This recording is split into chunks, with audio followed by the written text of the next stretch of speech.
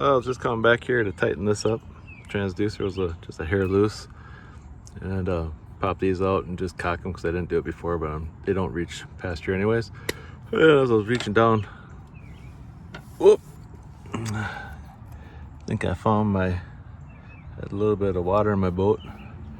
I'm guessing that was it right there. So I'm gonna cock that.